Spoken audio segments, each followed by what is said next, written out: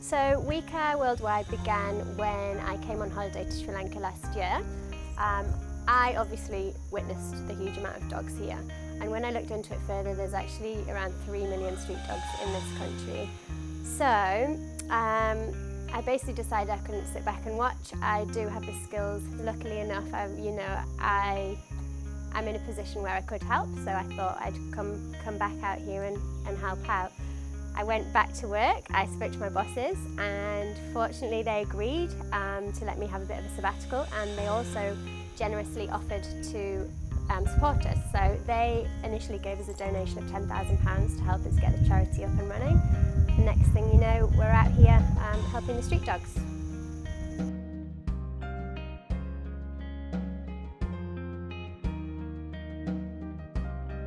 My name's Amy, I am a vet nurse from Newcastle. I have worked at Westways for 5 years now. So after speaking to Janie a lot about what she was doing in Sri Lanka, I really wanted to do it as well.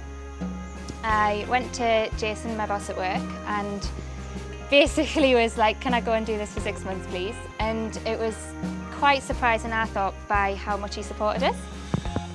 So I didn't expect it at all, but he's been really supportive. He's been really supportive while I've been here. Like, he's been there for advice, to talk to you about anything. He's been really, really good about it.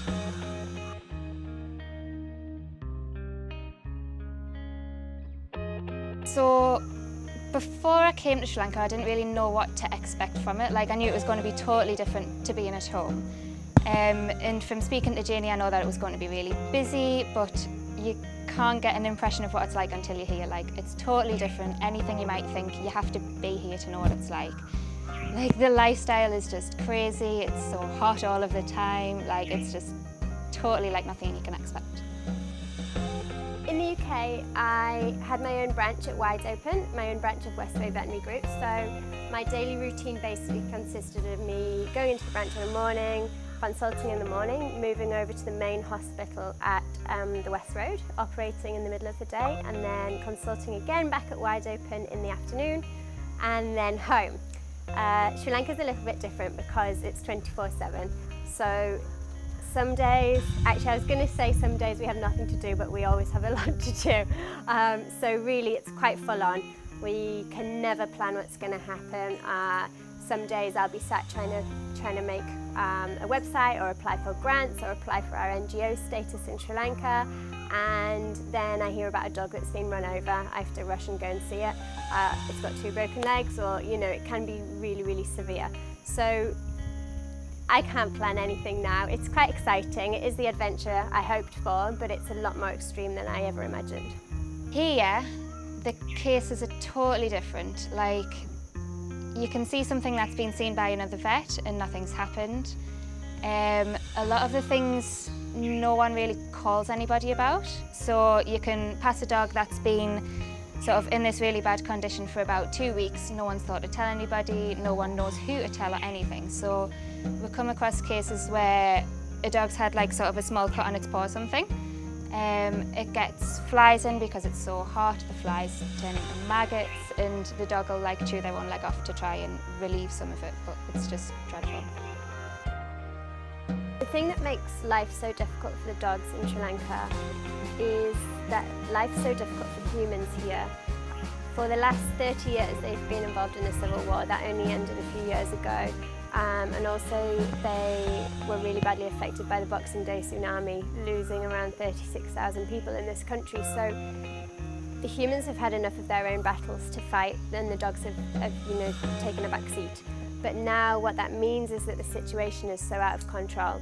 The numbers are crazy, like we said, 3 million street dogs, and it's tough for them. They're all competing for the same food source, they're all competing for the same territory. There are just too many dogs for this country. Humans have to place a priority on themselves and their families. They don't have much education in the way of animal care, so a lot of dogs are either chained up all day long, 24 hours a day, or thrown out on the street as soon as they're puppies. Most street dogs actually weren't born on the street. Most of them are born to own dogs, but the owner can't take care of them, so they just dump all of the puppies, and then that's where the problem starts. The situation over here is dire, to say the least. It's horrifying. I mean, I've seen cases that I never ever thought I would see, that I never imagined an animal would still be alive with those sorts of injuries.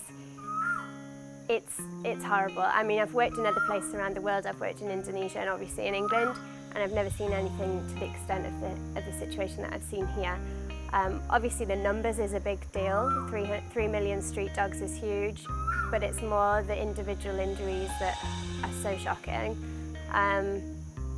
Yeah, I wouldn't wish them on my worst enemy. And the worst case I've actually seen was a dog called Binky, and she was a 3-year-old. She's beautiful, and she had a huge tumour on her elbow, bigger than a head. You know, it was huge. She hadn't walked for almost a year. She'd just sort of sat in the same place. So I went in, I removed the tumour, all went really well. She pulled the sutures out. She's been a bit naughty, so I restitched her. She did it again. Then we didn't have enough skin to bring back together, so we decided to just do dressings every other day for 2 months. Did that, all went well. She was tearing around the neighbourhood, everything was fully healed. And then one day I saw her owner in the street, and I said, "How's Binky?" And he said, "Oh, she's fine, she had an accident, she has a few grazes." And I said, "Oh, okay, I'll come and see." And when I arrived, she had 2 bones sticking out of her legs, both her back legs. So there was no chance that Binky was going to walk again, so we had to euthanize her, which was really sad because she'd come all that way and she hadn't had help for so long, and we'd finally made her able to run, and then, you know, she just died. And that's a really common thing that happens here. We get animals fit and healthy and we're really pleased with them, and then they just, you know, they just die. So it's really sad, and life is really fragile over here. It's horrible.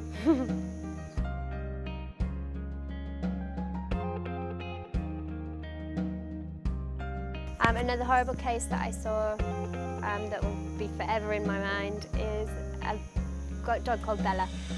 She didn't have a single hair on her. I saw her in the street and made a mental note that I had to come back to her and do a skin treatment.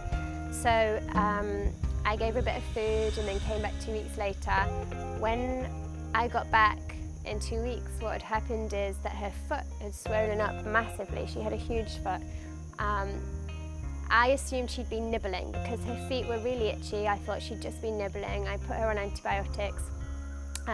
We left her in situ. We left her by the side of the road because I tried to pick her up and she bit me. So I had to go off to hospital, get a rabies vaccination. So we decided to leave her there and just treat her on the street. She was happier there. Things didn't improve, so we got the dog catchers to come in and we anaesthetized her and we had a look at her foot.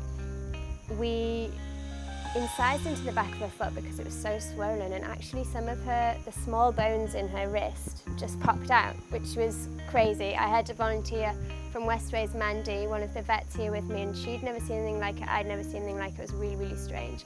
Anyway, nothing serious, you know, she could still walk, her foot wasn't infected, she was doing really well. So we dressed the foot and we took her and kept her at home for a while. We had her in and we had her on nice fluffy blankets, and her bandage was pink and cute, and she was on a lot of pain relief, she was on antibiotics, she had mackerel for dinner every night, and she was doing really, really well. And then one night she ate her mackerel and just put her head on her leg, on her bandaged leg, and it looked like she was crying. It was really strange. Monica said to me, like, "Look, she's crying, she's so happy." And then the next day we found her and she died, and it was really sad because we thought we were getting somewhere with her. It wasn't a serious injury, we don't know what happened, but actually speaking to other organisations in the country, they've had similar things, and we think it's because street dogs just live on adrenaline for so long. Where's the next meal coming from? I can't get in a fight today, where am I going to sleep tonight? And the second you take that adrenaline away from them, you know, they can just pass away, and it's quite a common thing when I've actually spoken to people about it. But that was one of the saddest things because she was so sweet and we weren't expecting it.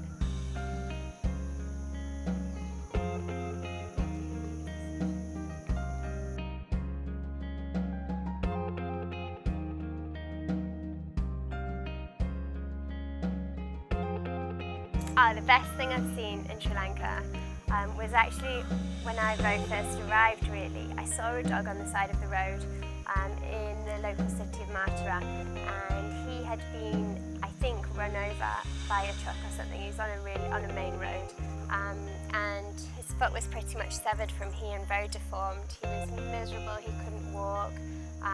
So what I did was I asked some dog catchers to come down from Colombo. They went to all the houses, asked if he belonged to anyone. Everyone said no, so we took him in and we had to end up amputating his leg. But the second we did that, he was the happiest boy in the world. He's called Boris. When he'd had his recovery in the hospital for a month, what we did then was return him to where he came from on the street. The reason we do that is because street dogs aren't made to be in shelters. They aren't made to be caged. That's the one good thing they have in life, is their freedom.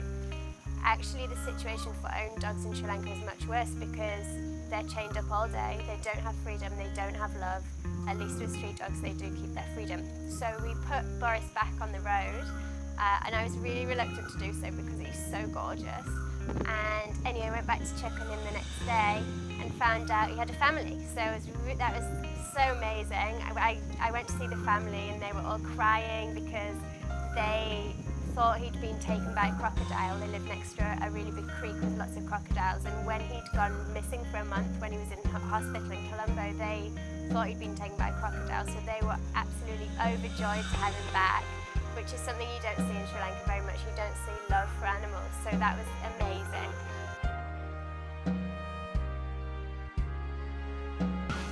So a normal day in Sri Lanka, I wouldn't really say we have one.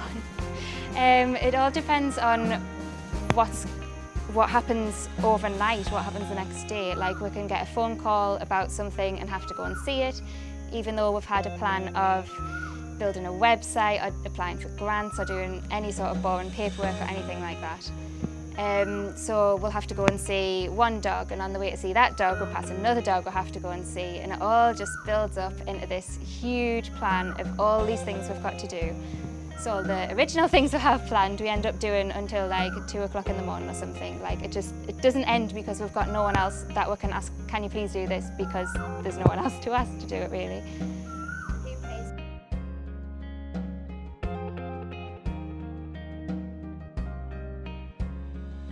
So we've had a couple of volunteers out from the UK already, a few from West Wales, a few from different practices. We've also had a student as well. So they can help us a lot with the neutering programs that we do. It's all about getting bigger numbers for those that we can make more of a difference, basically. They also help to raise awareness about the charity. So they can talk to their practices about us. If they're at vet school, talk about it with their other students, and it's all just about raising awareness about the charity and what we're actually doing out here, that more people can get involved and more people can help.